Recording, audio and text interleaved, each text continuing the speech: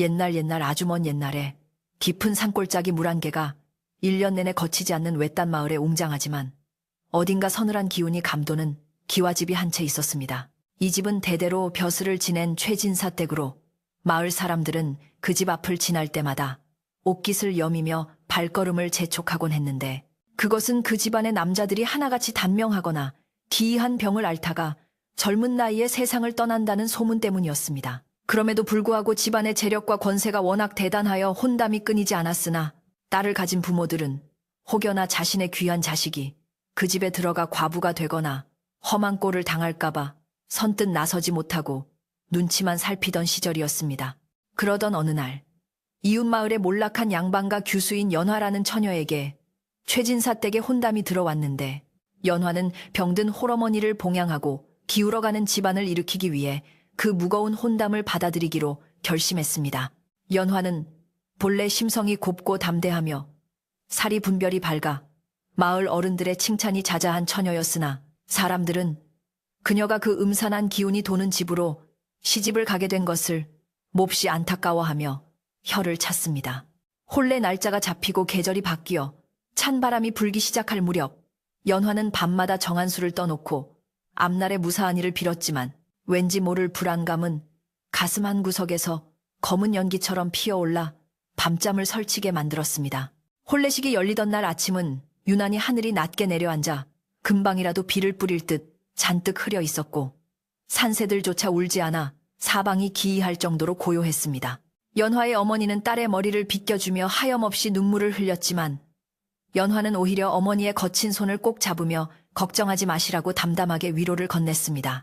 곱게 연지곤지를 찢고 족두리를 쓴 연화의 모습은 마치 피어나는 연꽃처럼 고와했으나 그 눈빛에는 알 수 없는 운명에 맞서려는 비장함마저 감돌고 있어 보는 이들의 마음을 더욱 아리게 했습니다. 마침내 가마꾼들의 우렁찬 소리와 함께 연화가 탄 가마가 최진사 댁을 향해 출발했을 때 마을 어귀의 느티나무 잎들이 우수수 떨어지며 길을 덮었습니다. 최진사 댁으로 가는 길은 험하고 멀었으며 산등성이를 넘을 때마다 불어오는 바람은 신부의 가마 휘장을 거칠게 흔들어대 마치 오지 말라고 손사래를 치는 것만 같았습니다. 가마 안에서 흔들림을 견디며 앉아있던 연화는 멀미가 날 것 같은 어지러움을 느꼈지만 옷고름을 꽉 쥐며 정신을 똑바로 차리려 애를 썼습니다. 해가 중천에 떴을 무렵 드디어 목적지에 도착했는데 최진사 댁의 소슬대문은 마치 거대한 짐승의 입처럼 입을 벌리고 있었고 마당에 가득 찬 하객들은 웅성거리면서도 큰 소리로 웃거나 떠들지 않아 마치 제삿집 같은 분위기를 자아내고 있었습니다. 신랑이 대례청으로 걸어 들어올 때 연화는 족두리 아래로 살짝 신랑의 모습을 훔쳐보았는데 그는 소문대로 훤칠한 키에 이목구비가 뚜렷한 미남자였으나 얼굴색이 백지장처럼 창백했습니다. 신랑의 눈은 깊고 어두워 그 속을 알 수 없었고 걸음걸이는 힘이 없는 듯하면서도 묘하게 묵직하여 마치 발이 땅에 닿지 않고 미끄러지는 듯한 착각을 불러일으켰습니다. 하객들 사이에서는 신랑의 안색이 저리도 안 좋으니 어찌할 꼬라며 수군거리는 소리가 들려왔지만 최진사 댁 어른들은 굳은 표정으로 입을 다문 채 그저 예식이 빨리 끝나기만을 바라는 눈치였습니다. 전통 혼례의 절차에 따라 신랑과 신부가 맞절을 하고 합 한 줄을 나누어 마시는 동안에도 신랑의 손은 얼음장처럼 차가워 술잔을 건네받은 연화의 손끝까지 그 냉기가 전해질 정도였습니다. 신랑은 연화와 눈을 마주치지 않으려 애쓰는 듯 시선을 계속 바닥으로 떨구고 있었는데 그 모습이 수줍음 때문이라기보다는 무언가 감추고 있는 사람의 죄책감이나 고통스러움처럼 보여 연화의 마음은 더욱 무거워졌습니다. 예식이 진행되는 동안 마른 천둥이 멀리서 우르릉거리며 울려 퍼졌고 갑작스러운 돌풍이 불어 대례청의 촛불 하나가 꺼지자 사람들은 불길한 징조라며 웅성거림을 멈추지 않았습니다. 혼례가 끝나고 잔치가 벌어졌지만 음식은 산의 진미가 가득 차려졌음에도 불구하고 사람들은 음식을 즐기기보다는 눈치를 보기에 급급하여 젓가락질 소리조차 조심스러웠습니다.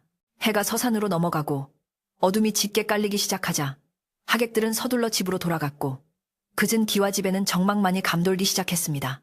연화는 수모의 도움을 받아 신방으로 들어갔는데 신방은 화려한 비단 이불과 병풍으로 치장되어 있었으나 온기라고는 찾아볼 수 없이 냉랭했습니다. 수모는 연화에게 무슨 일이 있어도 놀라지 말고 신랑을 잘 모셔야 한다는 알 수 없는 당부를 남기고 서둘러 방을 나갔습니다. 홀로 남겨진 연화는 무릎을 꿇고 앉아 신랑이 들어오기만을 기다렸는데 창호지 문 밖으로 들려오는 바람 소리가 마치 누군가가 흐느껴 우는 소리처럼 들려 등골이 오싹해졌습니다. 촛불 심지가 타들어가며 탁탁 소리를 낼 때마다 연화의 심장도 덩달아 크게 뛰었지만 그녀는 가문의 며느리로서 품위를 잃지 않기 위해 호흡을 가다듬었습니다. 한참의 시간이 흐른 뒤 드디어 문 밖에서 인기척이 들리고 방문이 스르르 열리며 신랑이 들어왔는데 그의 모습은 낮보다 더욱 초췌하고 고통스러워 보였습니다. 신랑은 들어오자마자 문을 단단히 걸어 잠그고는 연화에게 가까이 오지 말라는 손짓을 하며 방구석으로 물러나 앉았습니다.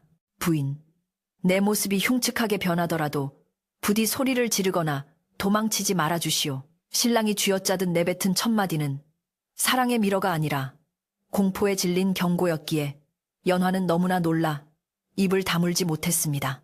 신랑의 목소리는 쇠를 긁는 듯 거칠었고 그의 몸은 사시나무 떨듯 격렬하게 떨리고 있었는데 마치 보이지 않는 무언가와 사투를 벌이는 듯 했습니다. 연화가 걱정스러운 마음에 다가가려 하자 신랑은 괴로운 신음을 토하며 바닥을 뒹굴기 시작했고 그의 고운 비단, 옷 위로 무언가 꿈틀거리는 것이 보이기 시작했습니다. 방 안의 공기가